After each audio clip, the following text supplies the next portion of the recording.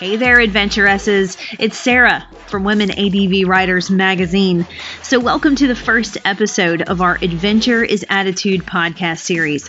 It's brought to you by WomenADVRiders, powered by REV'it, sponsored by West 38 Moto and ADV Woman. So thought it was pretty appropriate. Egle had the chance to sit down and chat with Pat Jacques of ADV Woman. She is the face and the force behind the ADV Woman Rally. She's an off-road instructor and a general women's empowerment coach. And she had a lot to say about self-confidence as women and how adventure can be attitude. Let's go give a listen.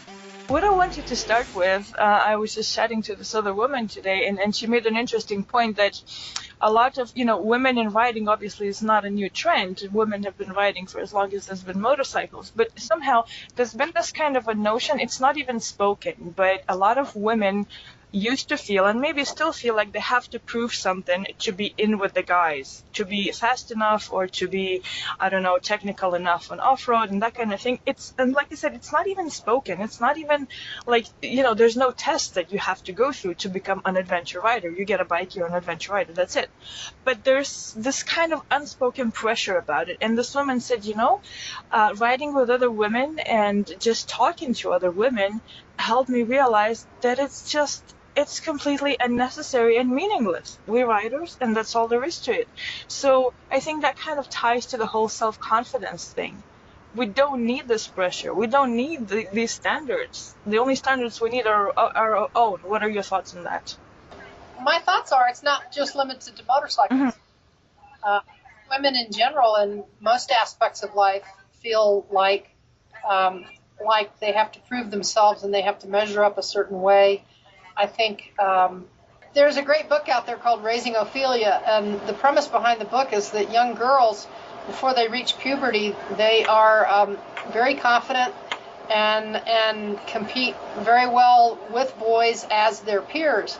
But suddenly when they reach puberty, then they get to a point where all of a sudden they become very outwardly focused rather than inwardly focused. And are they pretty enough? Are they smart enough? Are they this, that, and the other? And, I don't know how it is in Lithuania where you're from, but in the United States, little girls are oftentimes not supposed to be good at things like science and math. And there's tons of information out there and articles that have been written about how even the teachers will sort of discriminate against the little girls. So we get a message early on about what our role is and what our function is in society. And our message as women is that we're supposed to be in the background. We're supposed to do a support role. We're supposed to. That's the message we get. What are we supposed to? We constantly are being told by other people what we're supposed to. And I think the big shift that's happening is that women are becoming much more aware and autonomous, and understanding that what they're supposed to is only a choice of our own. And that's true in motorcycling. We don't. When you and I first met, you talked about women feeling like they're imposters. And and it's like, how the hell can you be an imposter when you're riding a motorcycle? You're doing it, right? And so it's just that we have it in our head that we're supposed to do it a certain way, and that certain way oftentimes is defined by what the guys are doing. And I don't think that's true of just motorcycling. I think it's true of many, many things in life. So I think it's that's why I will tell you point blank that I may be teaching motorcycling, but what I'm really doing is empowering women, because I am an empowerment coach. It's just that my vehicle for teaching the lessons, the life lessons that help women to stand in their power and their authenticity, is the motorcycle. And I certainly feel in a similar way about adventure. But could you elaborate a little more about empowerment through motorcycling? How can motorcycling, and especially adventure motorcycling, help women to boost their self-confidence? Well, for me, there's a ton of ways. And something that's always important to me and near and dear to my heart is health and fitness. A woman cannot be, you have to have a certain degree of fitness to ride an adventure motorcycle. You're out in the backcountry and you're manhandling or woman handling, excuse me, sorry about that, that slip. You're having to handle this big old motorcycle, and I know your DR 650 is 350, 400 pounds loaded up, and then the big adventure bikes are 500 plus pounds. So there is a huge physical component to it. And I really like the fact that riding an adventure motorcycle allows women to really test and feel their own physical strength. It's kind of like a woman who takes a kickboxing course, and the first time she smacks a bag and she hears that pow, it's like, wow, I have real power here. So that's one aspect. The physical aspect is empowering. The fact that it's still not, even though there are more and more women riding, it's still not mainstream. And it's not, your average girl doesn't ride, your average woman doesn't ride, your average female doesn't ride a motorcycle. And you still get the looks of, except you, when you take your helmet off and your hair falls out, because your hair is always out. You take your helmet off and you still get those looks of, wow, you're a chick, right? So I think anytime, the fact that women are giving themselves permission to pursue non-traditional careers, non-traditional forms of recreation like motorcycling, the fact that women are saying, you know what, on the Colorado Backcountry Discovery Tour, one of the ladies that did the full ride, that did some of the hardest stuff, she's a grandma, and her husband doesn't ride, and how cool is that instead of it being, oh yeah, I ride with my boyfriend or my husband, it's like she rides and he plays golf. So I think women are pursuing their passions, and motorcycling is a passion.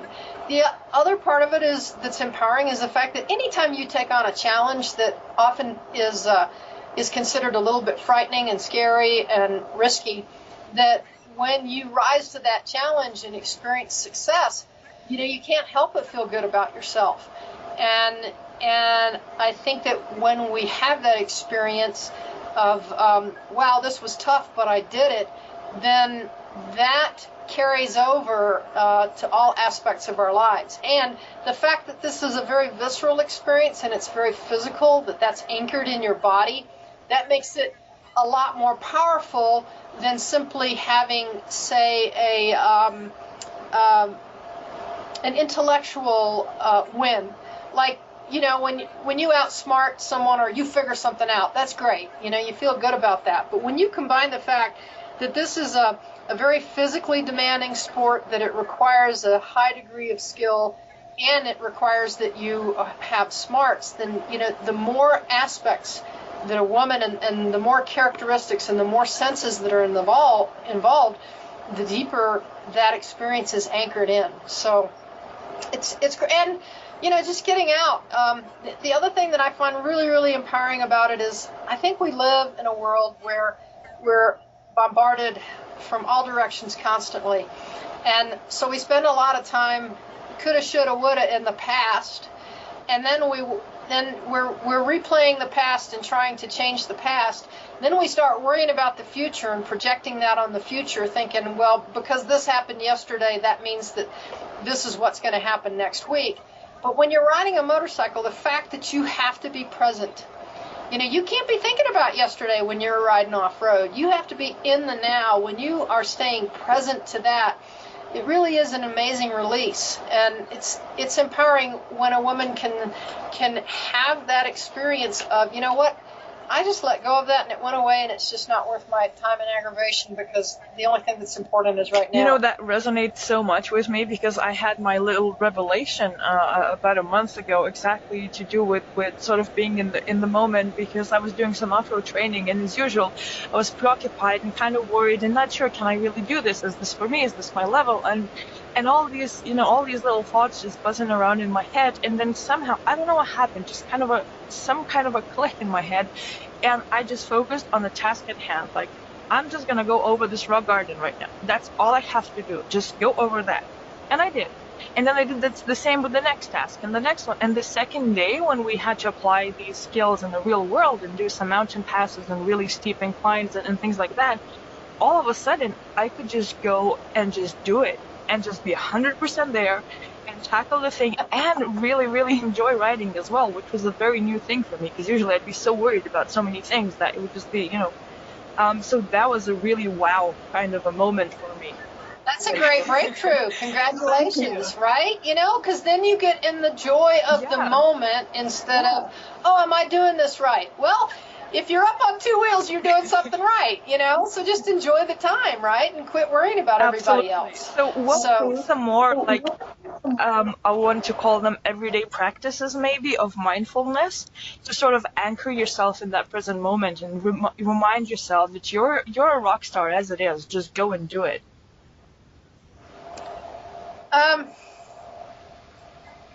Everyday practices. Well, for me, my day always starts off with spiritual reading and journaling. It keeps me very grounded in the truth of who I am. I am a very deeply spiritual person, and I believe that we are spiritual. I'm a spiritual person having a human experience, and it's real easy to get caught up in the human experience, right? I mean, there's a lot of noise out there, but when I remind myself just to breathe and be in the moment and recognize that I'm on this planet for a reason, and that my only job, the only job that I have, is to be the best version of myself. Now, that doesn't mean that I'm going to be perfect. It means that today I'm doing a better job at being me than I did yesterday, and hopefully tomorrow I'll do a better job of being the best version of me than I am today. So for me, it's about, I've been having this conversation a lot, Egle. A lot of women on this planet right now are almost like apologizing for the fact that they take up space and breathe air. And a lot of women feel like they have to achieve something to prove that they're worthy. And the fact of the matter is you're here and I'm here. And that's it. We are intrinsically worthy just because we're on the planet. When we can let go of all the noise about having to be something or prove something or achieve some level, when we can just anchor in the fact that in our imperfection we're completely perfect, and that it's a journey, and just stay in this moment and just own our own gifts. I mean, you're an amazing rider, Egle, and you have this incredibly open and courageous outlook on life. You have no idea just how refreshing it is. I mean, you go on a movie set and you're a knight in shining armor just because nobody else would do it, and you don't think twice about it.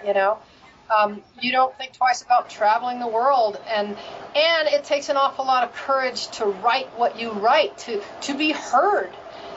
Because there's always that chance when you speak your truth and when you're heard that somebody's going to slam you.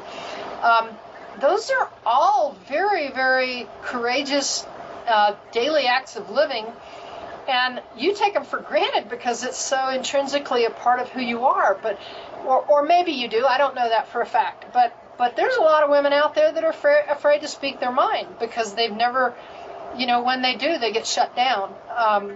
There's a lot of women out there that won't own the fact that they have personal wishes and desires, and that wish and desire might be to write poetry or to dance or to do artwork or to ride a motorcycle. And that wish might be to go to school and to have a career or whatever. But I think the most empowering daily practice for me is to breathe and quiet the noise, the monkey mind, quieting the monkey mind, and knowing that I'm here for a purpose, and that I'm part of, that it's all one. There's one energy, there's one spirit, there's one God, whatever. There's a million different names and a million different paths. But when I know that I'm here for a reason, I listen to that inner guidance, then everything else is just noise, and it's just the human experience, And that to me is the source of my power, is just owning who I am and my authenticity. What about, you said earlier in one of our conversations, which I love so much, that maybe we should all focus a little bit more on each other. Maybe you don't really need those extraordinary stories of these extraordinary women, going around the world and things like that. Certainly, that's absolutely awesome and worth of admiring. But could you share some, as a coach, some stories about just ordinary women doing awesome things, like your grandma riding technical trails? I was coaching a woman. I had a private lesson about 3 weeks ago, and she started it off by telling me that when she was young, she used to ride motorcycles, and it had been 27 years since she had been on a motorcycle, and she said to me, "I'm just a mom." And I looked at her and I said, "What do you mean you're just a mom?" And she goes, "Well, I'm just a mom," because we look at these larger-than-life characters everywhere, and we think that wow, those are the heroes. And yet, she's just a mom. She raised a kid, and her daughter's in college, and her daughter, there are so many everyday sacrifices that women make. And we think that for anything to matter, it has to be this, Marvel comic book superheroes kind of thing where we're saving the world. And the fact of the matter is, showing up every day and being kind every day makes a huge difference. I got an email from someone that I had not been in contact with for probably 8 or 9 years, and the email basically was thanking me for showing up and being who I am, and that it had made a tremendous difference in her life, and because of that, it gave her the courage to show up authentically as who she is. Now, I can't even remember what the email said. It wasn't any big deal, but apparently it made a big difference to her. And I look at, there are women that inspire me. Elisa Clickinger, women's motorcycle tours, in her mid-30s. She decides she needs a change in life. She goes down and does a solo trip in South America. How freaking cool is that, right? She didn't know how to ride a motorcycle. I've been riding since I was 8 years old, so I don't have that fear factor. That's an amazing story. There are, I just went to an empowerment weekend called Camp Experience, and there were so many amazing speakers. There's a woman there who's she's a physical therapist, and she shared a story about almost losing her family and being an alcoholic, and she's now been sober for 27 years, and she's showing up on the planet clear and clean and sober, and she's making a huge difference, and she's sharing her story, and it's giving other people the courage to say, wow, if she can do it, I can do it. There was a woman at Camp Experience that has been in a bunch of car accidents, and she's had like 7 concussions, yet her company, she owns a company that does plumbing and heating, and they donated $35,000 in work and services to the Easter Seals camp, which is a camp for disabled children, and they put in a new refrigeration unit and a couple new furnaces in cabins. They're not wearing capes. They don't have a big S on their chest, but what an amazing difference they're making in the world just by showing up and being who they are. Sister Stella, who she runs Site AW, Shifting Ideas Through Education of African Women. She is from Uganda. She grew up in a difficult situation. She lives in the United States now. She's a music major, and she started a nonprofit, and she does drummings, and they do basket weaving and stuff. They send money back to these young girls in Africa so that they can be educated, so that they can make their lives better. at Women Creating Our Futures, I met a woman that went to East India, and she gave up her entire career. She was making 6 figures and had a high power position, and she went to India, and she's helping some of the poor people in India and helping the women to develop skills and trade. Wow, how cool is all that, you know? And these weren't women that just said, they didn't say, oh, I'm going to go out and change the world.